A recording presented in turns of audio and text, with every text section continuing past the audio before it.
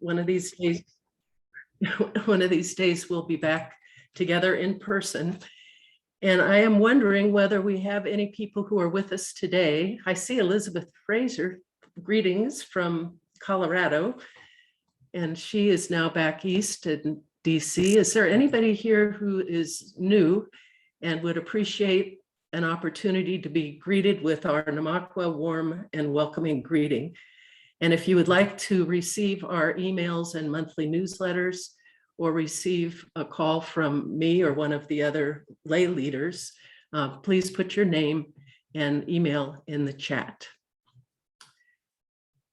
Who are we? We are a congregation, a Unitarian Universalist congregation of open minds, loving hearts, helping hands, gutsy creativity, and we have feet that walk our talk. And so again, a special welcome to all of you who are with us this morning. And let us begin our service as usual, lighting a chalice. Darkness cannot drive out darkness. Only light can do that. Hate cannot drive out hate. Only love can do that. Come, let us worship together.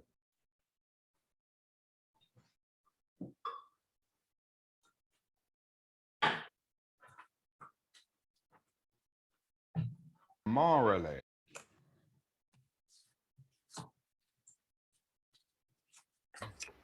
I was led to nonviolence because I felt that it was the best moral way to deal with the problem. We were seeking to establish a just society.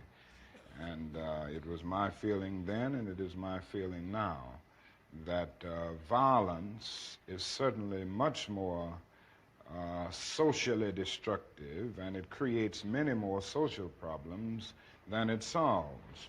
So I was led to nonviolence for deep moral reasons. And I turned to it because I felt that it was the morally excellent way to deal with the problem of racial injustice in our country. There is no freedom, the wise man said, let justice roll.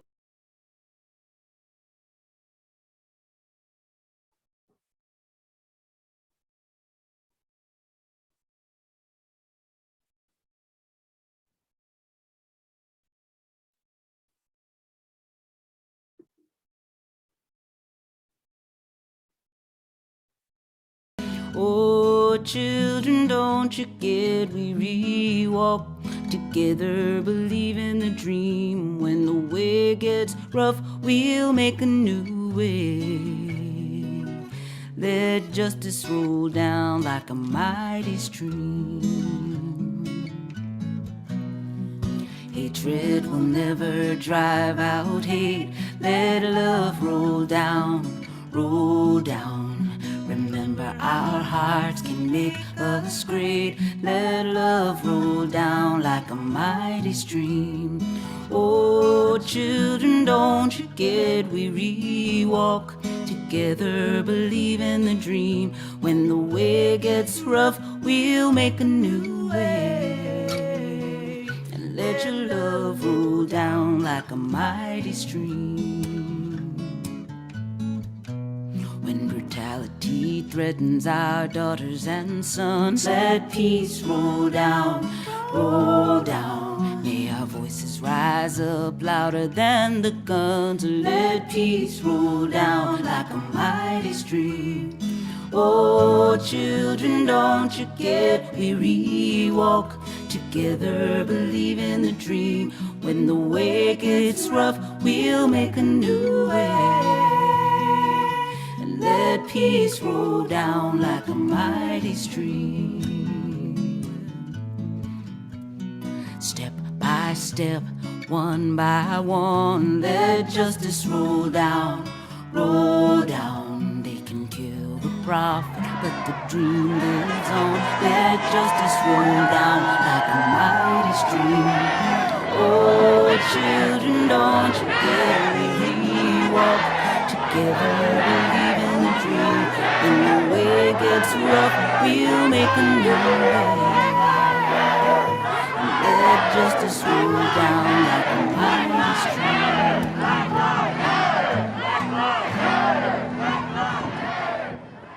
I turned to it because I felt that it was the morally excellent way to deal with the problem of racial injustice in our country.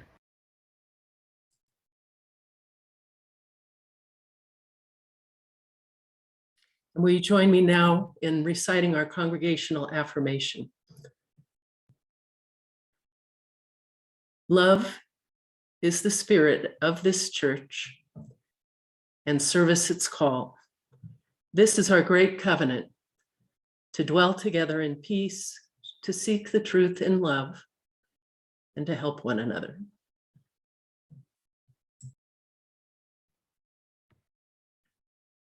Today's Time for All Ages is a really beautiful book called Sulwe, which is by the actress Lupita Nyong'o. I'm sure you've seen her in a lot of things. This is her story set into a picture book. Sulwe was born the color of midnight. She looked nothing like her family, not even a little, not at all. Mama was the color of dawn, Baba the color of dusk, and Mish, her sister, was the color of high noon. Hardly anyone at school looked like Sulwe either. People gave her sister Mish pet names like Sunshine and Ray and Beauty, and people gave Sulwe names like Blackie, Darky, Night. Sulwe felt hurt every time, and she hid away while her sister made lots of friends. Sulwe dreamed of being the same color as her sister. She wanted real friends too. She got the biggest eraser she could find and tried to rub off a layer or two of her darkness, but that hurt. She crept into Mama's room and helped herself to her makeup. Oh no, she would hear about this from Mama. Sulwe decided to work from the inside out and ate only the lightest, brightest foods. With a stomach ache, she went to bed early and turned to God for a miracle. Dear Lord, why do I look like midnight when my mother looks like dawn? Please make me as fair as the parents I'm from. I want to be beautiful, not just pretend. I want to have daylight. I want to have friends. If you hear me, Lord, and would like to comply, may I wake up as bright as the sun in the sky. Amen. When Mama came in to wake her up for school the next morning, Sulwe rose to find not a trace of daylight in her midnight skin. And Sulwe told Mama everything. Mama asked, "What is your name?" Sulwe, she muttered, "What does it mean?" "Star," Sulwe whispered. Brightness is not your skin, my love. Brightness is just who you are. As for beauty, Mama said, rubbing Sulwe's stomach as she always did to comfort her, you are beautiful. Sulwe sighed. How could she, as dark as she was, have brightness in her? How could she have beauty when no one but her mother seemed to see it? How could she be a star? That night, a shooting star appeared at Sulwe's window. The night sent me, the star said. Come with me. Sulwe hopped into the star, and off they went. Long ago, at the beginning of time, said the star, there was night and day, and they were sisters. They loved each other very much, but people didn't treat the sisters the same.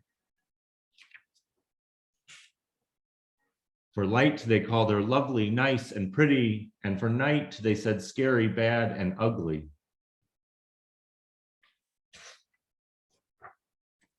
Day stayed behind and enjoyed everyone happy in the sun, but then the day got too long, and Day began to miss her sister, and well, so did everyone else. There had to be a way to get her back. Day set off to find Night, and she did. I miss you, said Day. I miss you too, said Night, but you don't know what it's like to be treated badly for being dark. You're right, I don't, Day said. But what I do know is that we need you just the way you are. Come and see. Night returned and the people rejoiced. We need the darkest night to get the deepest rest. We need you so we can grow and dream and keep our secrets. The stars chimed in. Brightness isn't just for daylight. Light comes in all colors, and some light can only be seen in the dark. While day had a golden glow, with night everything had a silver sheen, elegant and fine. Day told her sister, when you are darkest is when you are most beautiful, and when you are most you. Could it be that night did not need to change, not even a little at all? Now that night and day were back together, a little bit of night returned to day in the form of shadows, and a little bit of day returned to night in the form of moonlight. They were inseparable from that moment on and promised to celebrate the brightness in each other, whether people chose to see it or not. You see, the star explained, we need them both on the sunniest days and the darkest night and every shade in between. Together, they make the world we know, light and dark, strong and beautiful. Solway rose the next morning beaming. There would be no hiding anymore. She belonged out in the world, dark and beautiful, bright and strong. And if she ever needed a reminder of her brightness, she could look up at the sky on the darkest night to see for herself.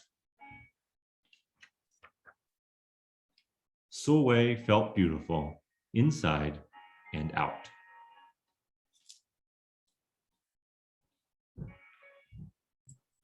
Thank you, Claire. We take time to share our joys and sorrows because caring for each other and knowing what's going on in each other's personal lives is really key to having connections in a community like this one. And we now have a new tradition, thanks to you, Claire, that after each sharing, we will say, we hear you, we hold you, and we care about you. And Janet, you reminded me last week that what we used to do is begin with asking whether anyone has a birthday or anniversary. So let me ask that. And if any of you do, please either put your name in the chat or raise your hand so that we can celebrate with you. Janet? My birthday's coming up on Tuesday. And you're going to join the 71 Club. I am. Unofficially, though, because I haven't made it back to New Orleans yet. So I can't even turn 70 until I get back there. So I'm still 69. And you're still a magical thinker. See? Okay. Anybody else?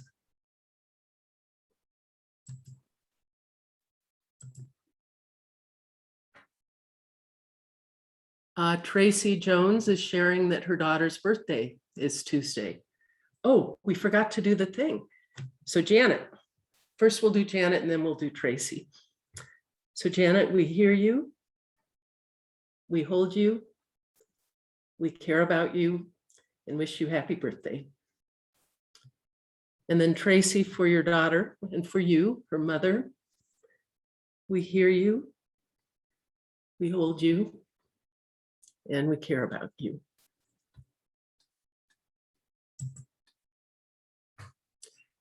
Oh, and Claire, our young ministerial intern, has a birthday on Saturday. So are you counting the years? 32. Ooh, 32 is a great age. Well, Claire, we hear you, we hold you, we care about you, and we wish you a happy birthday. Rebecca, did you raise your hand? No, okay. I did want to share some sad news, which is that there's a member, well, I don't know if he ever actually joined, but do you remember Joe Beebe? He's the one who would always come up on his bicycle. And I did visit him a little while ago at the request of his daughter because he got in a bicycle accident that had a serious head injury. And Sally Henry read in the paper, and actually Jim Danforth also shared with me the news that Joe just died. And so Joe was a wonderful, wonderful, boyish man all the way to the end. And so I would like to send out our message to Joe and to his surviving children, including Deb, his daughter. We hear you, we hold you, and we care about you.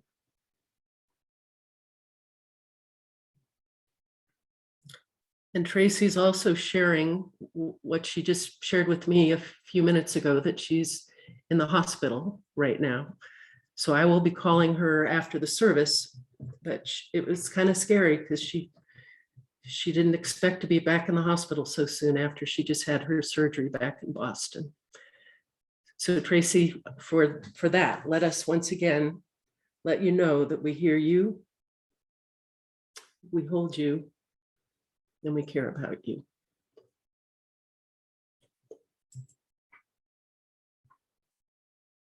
Oh, Charlotte, I didn't see your joy. Oh, well, there's an anniversary we can celebrate. So Alex and Charlotte just had their 17th wedding anniversary yesterday. And so to you, Charlotte and Alex, we hear you, we hold you, we care about you, and wish you a happy, happy anniversary.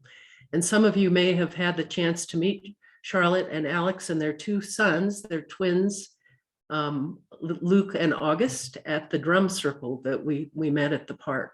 So that's the thing about Zoom, is that sometimes people have joined us since we've been on Zoom that we've never even met in person. So that was a particular thrill. So glad to have the opportunity to wish you and Alex a happy anniversary, Charlotte.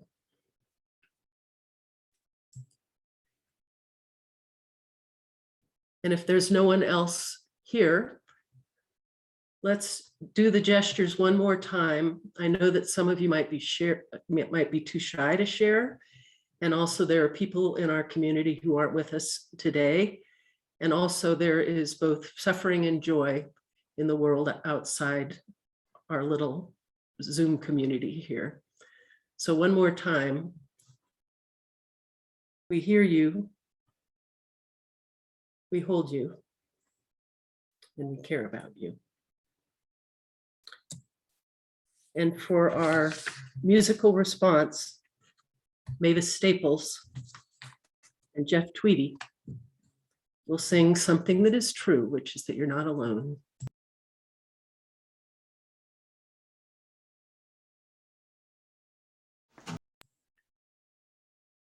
And in our joy and in our sorrows, let us remember that we are not alone.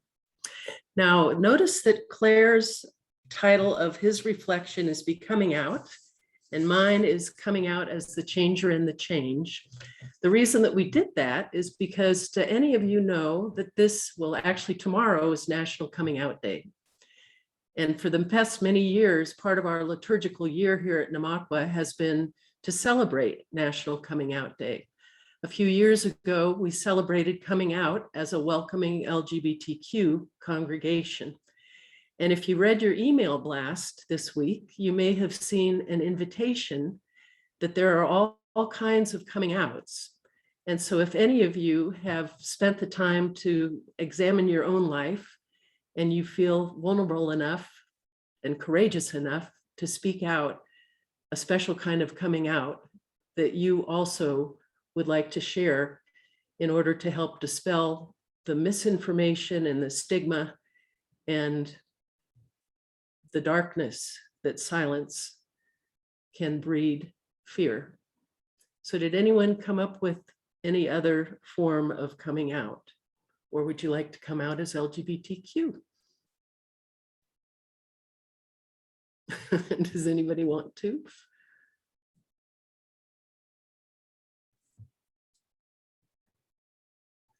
Does anyone ever feel like you're coming out when you tell people you go to church?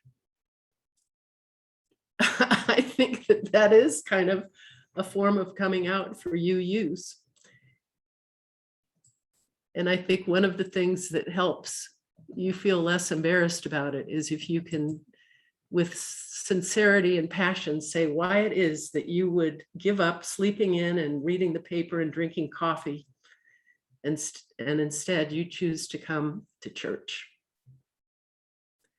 So let me just say Well, actually, so Tracy is sharing, is this coming out as dispelling the stigma of mental illness? Absolutely.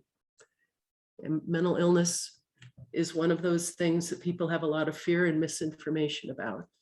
And so thank you, Tracy, for mentioning that. And I see Sarah put something in. Yeah, when I told a longtime friend that I joined a church, she almost fell out of her chair. That's what I mean. I think that when people picture church, they don't picture what we do together. Unitarian Universalism is a unique and challenging, and I think absolutely wonderful faith. But I think most people don't get it.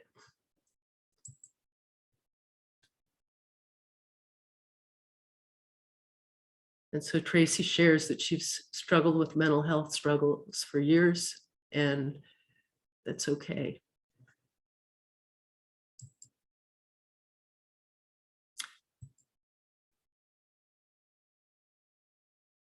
And Pedro, thank you for sharing another way of coming out, as if you've been under psychiatric care.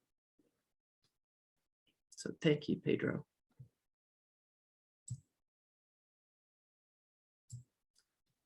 And our only, I think, COVID person, Brenda Christensen, said that she is coming out as a chronically ill person and that she's still working on accepting the word disabled.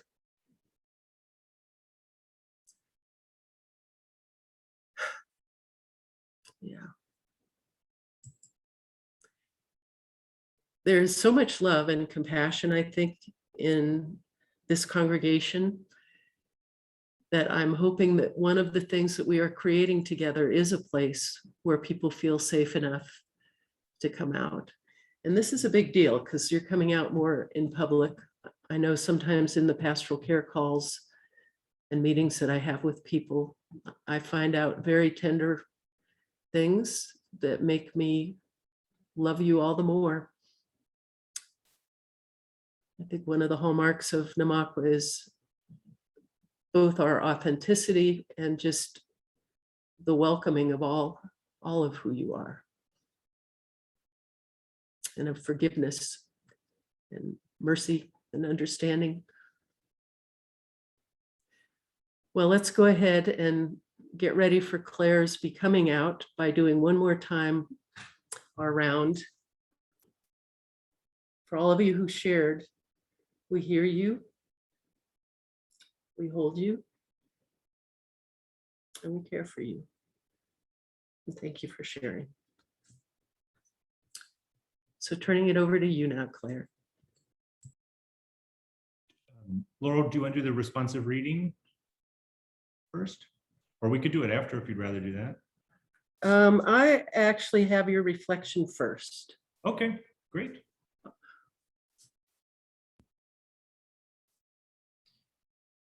When I moved away to college, I began to call my mom every day. Usually for just a few minutes, we'd check in and share brief updates. We trade recipes or funny stories. The calls and the conversations weren't particularly memorable. Some of that has to do with their frequency, and some of that has to do with the work of relationship, the work of love. My mother loved that we spoke every day, and I did too. I wasn't at school long before I came out, and the phone calls stopped for almost 2 years. Coming out for me wasn't about abandoning who I was or who I was pretending to be. It wasn't about being honest for the very first time. It was about being the best person that I could be. It was about becoming a person. The psychotherapist Carl Rogers has a foundational book that I find myself returning to over and over again on becoming a person. In it, he writes, a person is a fluid process, not a fixed and static entity, a flowing river of change, not a block of solid material, a continually changing constellation of potentialities, not a fixed quantity of traits. If this is true of an individual at their best, then it must also be true of this one life that we have. Rogers writes that life at its best is a flowing, changing process in which nothing is fixed. The sense of flow and movement in life is scary. It was terrifying enough for my mother that we hardly spoke for years. But it is one of the most wonderful things about being alive. We can all change. We can all become. And we can do that in relationship. Rogers writes about this potentiality. If I let myself really understand another person, I might be changed by that understanding. And we all fear change. So as I say, it's not an easy thing to permit oneself to understand an individual. Today, I want to invite us to better understand a little piece of the life and legacy of Martin Luther King. He was a man in process, embodying an idea of radical love. His words are plastered throughout our country, and they take up a large place in the American imagination. And they have bipartisan support. Some of them have bipartisan support. Some of King's words are used to justify nearly any kind of behavior. When taken out of context, they can fill the void of biblical citations, which are also removed from the larger picture and historical moment. But if our goal is to let ourselves really understand a person, or even glimpse at the depth of a person, then we must be willing to be changed by our understandings. Rogers writes, "This process of the good life is not, I am convinced, a life for the faint-hearted. It involves the stretching and growing of becoming more and more of one's potentialities. It involves the courage to be. It means launching oneself fully into the stream of life. Yet, the deeply exciting thing about human beings is when the individual is inwardly free, they choose as the good life this process of becoming." Today, I invite you to recall that Martin Luther King's roots were in radical socialist community organizing, words that are terrifying in our current moment. Before he was co-opted by the mainstream, and after the mainstream left his side, King railed against the ravages of capitalism and militarism in the United States. When machines and computers, profit motives and property rights are considered more important than people, the giant triplets of racism, extreme materialism, and militarism are incapable of being conquered, he said. A far cry from the King often cited by conservative media hosts, this King is a prophet in his own land, then and now. Directly skewering this narrative, King writes, "Again, we have deluded ourselves into believing the myth that capitalism grew and prospered out of the Protestant ethic of hard work and sacrifice. The fact is, capitalism was built on the exploitation and suffering of Black slaves and continues to thrive on the exploitation of the poor, both Black and white, both here and abroad." This fact is one that we can struggle with today. There is a culture of ethical capitalism, which is prominent in liberal circles. But what happens when we look more deeply at the people most affected by systems of power? Are these oppressions really different from those endemic to racism? King writes, "The problems of racial injustice and economic injustice cannot be solved without a radical redistribution of political and economic power." With just a few excerpts, we can begin to see an ocean of understanding that is often passed over in favor of dreams deferred. For King and for me, understanding other people means understanding all the systems which keep them from becoming out of fear, out of poverty, out of violence, out of oppression. It also means loving them into justice, into hope, into abundance, into care, into love. King challenges us to see people in the hard work of relationship, into the hard work of love, as he writes, "Now we got to get this thing right. What is needed is a realization that power without love is reckless and abusive, and that love without power is sentimental and anemic. Power at its best is love implementing the demands of justice, and justice at its best is love correcting everything that stands against love. We stand on the side of love. May we all find a love that implements the demands of justice. May we all seek to learn more about our history and the people we admire. May we all find justice in correcting myths. May we all remember that we are continually changing constellation of potentialities. May we all know how it feels to be free. Moving in these mighty waters, we are changed. I ended up calling my mother again and again and again, and I tried to ease the change which she so feared by bringing back a sense of normalcy. And it was hard for a long time, and sometimes it still is, but we are becoming together. We don't have to think alike to love alike, to keep coming back to each other, searching for more, showing up for each other, understanding there is a depth to come. We will never get it all figured out. This is the work of relationship. This is the work of a good life. This is the work of love. May it be so. May it be so. So Chad, thank you for being our Zoomer today. If you could please post the words to the responsive reading that we'll now do. It has the two voices of today's worship leaders, me and Claire. And I asked Tom Clark if he would be the one to speak out loud into the microphone all. But what I would like is for you all to remain muted, but please do join in. And when it says all, say the words so that you can get the rhythm and the truth of this reading of taking Dr. Martin Luther King Jr.'s words. This is where we are. Where do we go from here? Where do we go from here? First, we must massively assert our dignity and worth. Assert our dignity and worth. Massively assert our dignity and worth. We must stand up amidst a system that still oppresses and develop an unassailable and majestic sense of values. We must stand up. We must stand up for our majestic values. We must stand up to oppression. We must develop a sense of our unassailable, majestic values. What is needed is a realization that power without love is reckless and abusive. No power without love.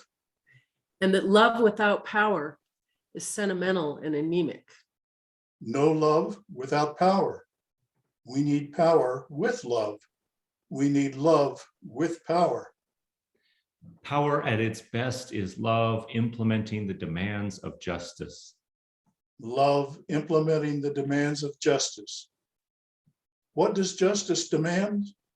And justice at its best is power correcting everything that stands against love. Justice demands correcting everything that stands against love. This is what we must see as we move on. As we move on, Massively assert our dignity and worth. As we move on. Stand up for our majestic values. as we move on, No power without love. No love without power. As we move on. Power with love. Love with power. let us move on. Let us move on. With loving power, with powerful love. Let us move on. We must stand up to oppression. Stand up against tyranny. Let us move on. May we embody our majestic, unassailable values, values of dignity and of worth, of freedom and equality, of justice and powerful love. Let us move on. Move on with loving power. Move on with powerful love. Move on, move on. We who believe in freedom cannot rest. Thank you, Tom, and thank you to all of you who said those words in the privacy of your home. But joining the voices with this important message, I think, is one of the key takeaways of today. And now for our offering, we do have an opportunity to virtually donate by clicking on the donate button that our Zoomer Claire will display, but also you can always send in checks to the church. And our half plate recipient this quarter is the Food Bank of Larimer County. So please be generous as you listen to and watch an amazing song by Nina Simone.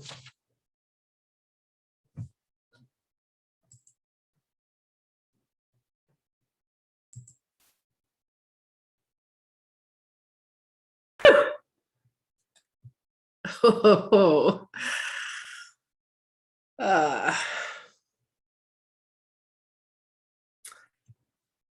well, we dedicate ourselves, and these are offerings, to the vision of this congregation, which is to radiate love, peace, and justice, as together we work to build beloved community.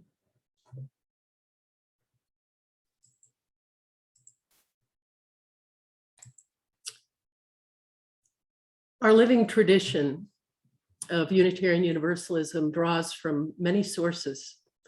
And our second source is this: words and deeds of prophetic people, which challenge us to confront powers and structures of evil with justice, compassion, and the transforming power of love. And clearly, Dr. Martin Luther King Jr. is one of those prophetic people. On May 18th, 1966, Dr. King delivered the Ware Lecture at that year's Unitarian Universalist Association General Assembly. And the name of his speech was "Don't Sleep Through the Revolution." In the introductory remarks by Dr. Dana McLean Greeley, who was then the president of the UUA, Greeley said, "We have been reminded just now of Goethe's statement that, quote, great men create circumstances even more than circumstances create great men," end quote. Who can say whether this man is more of a product of his times or the architect of his age? Goethe would make his reply. So the question is, was King the changer or the changed? Or really probably both. So the subject of King's remarks was the church remaining awake during a great revolution. And he quoted Victor Hugo, who once said that there is nothing more powerful in all the world than an idea whose time has come. And King named the idea of his revolutionary time freedom and human dignity. And friends, I think you know that the revolution is not over. King described that the role of the church in such times as his and now ours is to broaden horizons, to challenge the status quo, and to break mores if necessary. And one of his observations back in 1966 rings, I think, even more true today than it was 55 years ago.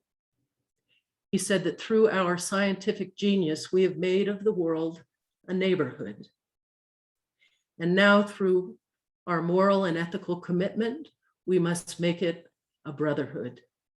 We must live together as brothers, or we will perish together as fools.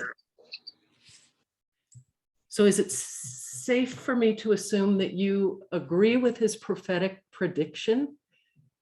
Though I think you had a small quibble, actually, I hope, with his use of brotherhood and brothers.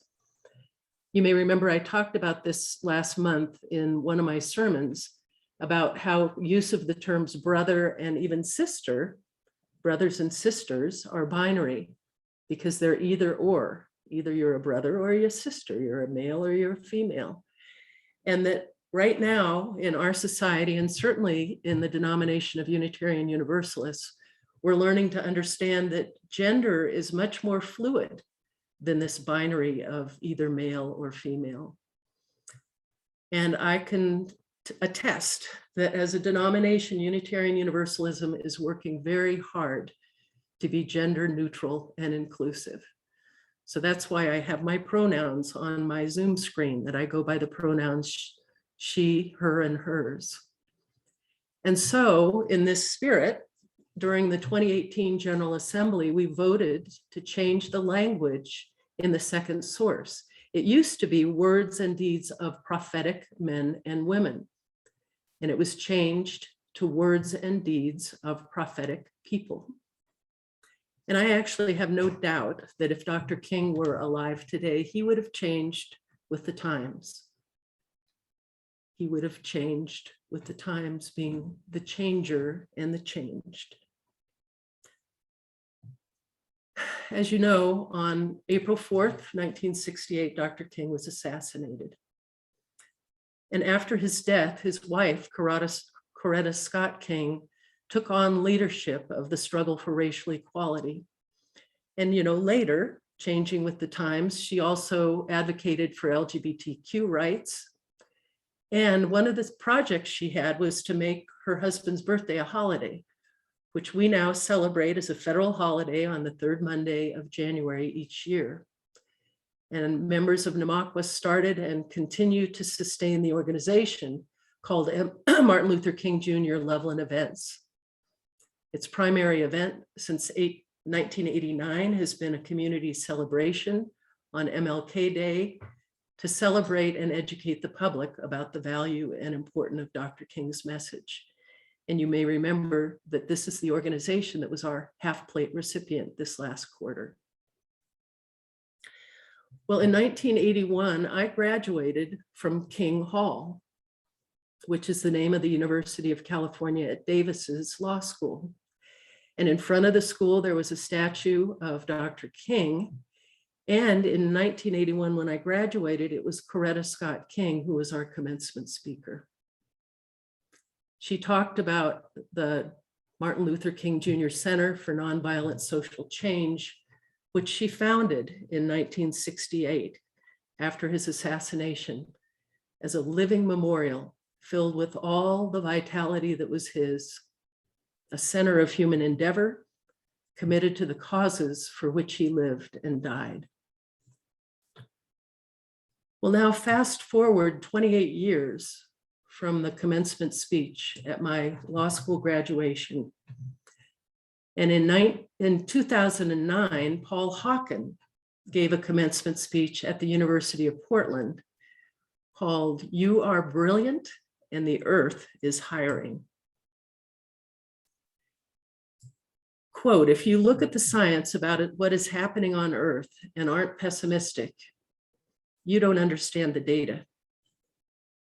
But if you meet the people who are working to restore this earth and the lives of the poor, and you aren't optimistic, you haven't got a pulse.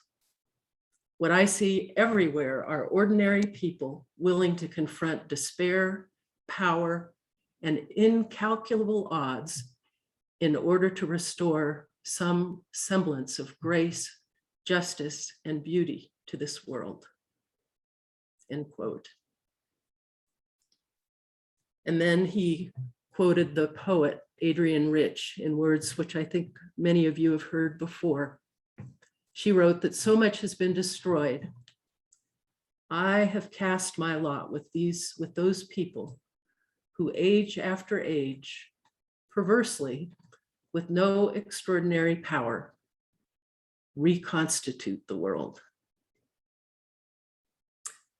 So Hawken lifts up the multitudes of caring, ordinary people, teachers, children, peasants, business people, rappers, organic farmers, nuns, nonprofit groups and organizations who, without a central charismatic figure like Dr. King, are working on the most important issues of our day: working for social and environmental justice, working for the rights of even people they don't know. Like the proverb, blessed are they who plant trees under whose shade they never will sit. Hawkins sees this as the largest movement the world has ever seen.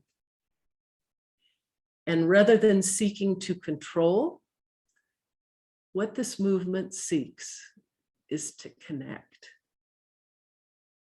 to build relationships, recognizing that our fates in our neighborhood, the world, are not separable. Or as Dr. King put it, we are caught in an inescapable network of mutuality, tied in a single garment of destiny. And we are both the changer and the changed. We are both the weavers and the woven ones. A cornerstone of our liberal theology is change. James Luther Adams said, revelation is not sealed for Unitarians. As individuals and as a denomination, we evolve. And a simple example is the one that I mentioned earlier, that when we changed the words of our second UU source from words and deeds of prophetic men and women to words and deeds of prophetic people. Hawkins closed his speech by telling the students, you are graduating to the most amazing, stupefying challenge ever bequested to any century. In the spirit of change and evolution, I'd like to close my reflection by sharing with you something that was written by my son and my UU minister colleague, the next generation of UU ministers, Marcus Liefert. And like some of you young members of Namaqua, he is in the generation facing the challenges of this 21st century.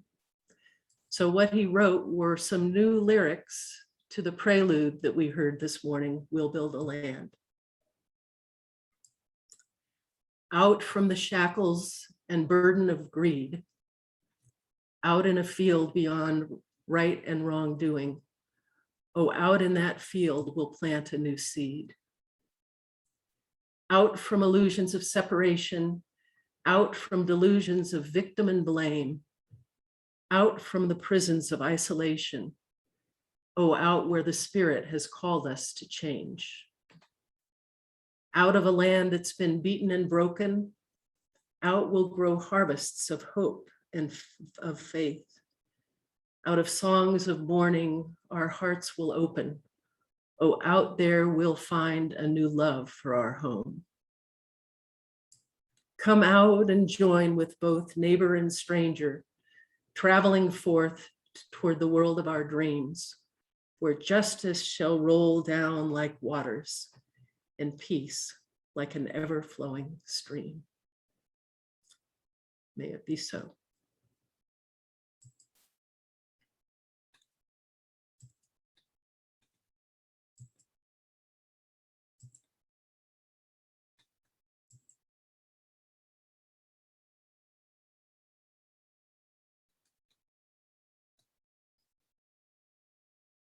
Please give it up for Mavis Staples, ladies and gentlemen.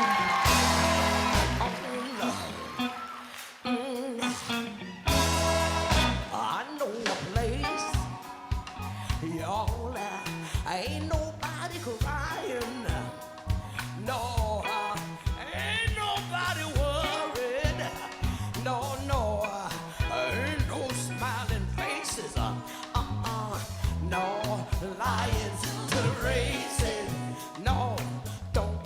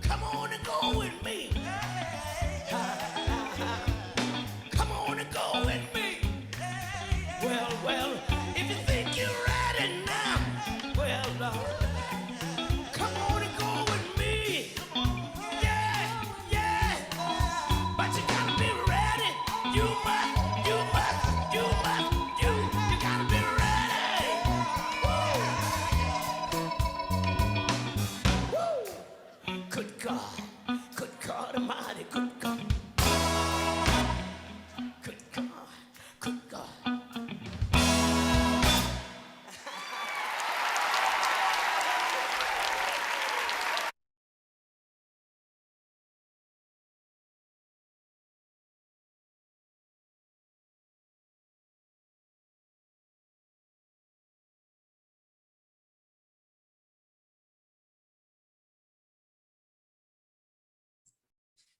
As we extinguish our chalice, let's remember these words from Paul Hawken.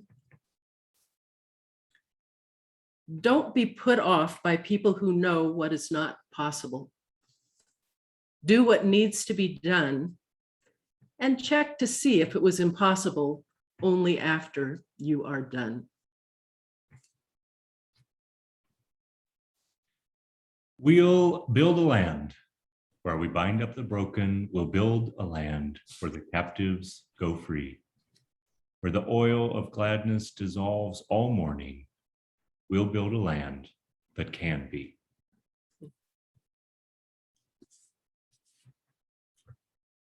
So thank you all for coming this morning. And a couple of announcements about the coming week. Claire has offered to put together a video that we can use in our Dia de los Muertos service. Since normally we would come together and place mementos of our loved ones who have passed on an altar, but since we can't be physically together, Claire is going to put something together. And Claire, is it this week on, is it Wednesday? Yes, let me check my calendar. Yes, so it's this week on Wednesday from 12 to 4, I'm going to hang out in the sanctuary. And if you'd like to stop by, I'm going to film folks with their memento and maybe just sharing a quick 30-second memory or a thought or just a moment that's special about their loved one. And then we will put these all together for the service. If you can't come by between 12 and 4 on Wednesday, that's fine. Just send me a video of you talking about your loved one, maybe with a picture or an object or whatever that artifact is, and I will add that to our video as well. So we'll adapt to these virtual times by being a little bit inventive and building our altar together in the best way that we can. And remember, it's a celebration. So it's not a dark and dreary vision of death. It's a lively version that has lots and lots of colors and celebrating the spirit of life. And then next week, we have, I think, what will be a delightful service by Claire and Kathy Hartman about, they're both raised Catholic. So we'll see what they come up with now as you use. And then the following week on the 24th is that special service that I wrote about in the newsletter. And I know all of you don't necessarily know Robert Latham, but we really do have a treat in store. And so for the service on the 24th, Robert Latham will come and help a little bit showing the path forward that this congregation is embarking on this year. He's been a very experienced and wonderful interim minister. And then after the service is our fall congregational meeting.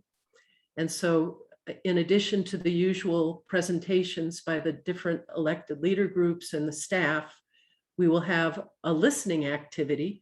And instead of being divided into small groups, we'll all be together. This will be on Zoom, but Robert Latham has agreed to stay and he will facilitate our discussion about the interim period, which comes up after I leave. And I hope reduce some of the anxiety that some of you may feel by educating you and helping you shine a light on what's coming next. And so with no further ado, thank you, Chad, for Zooming for us. And we'll now go ahead and have some time together in smaller groups in our virtual coffee hour.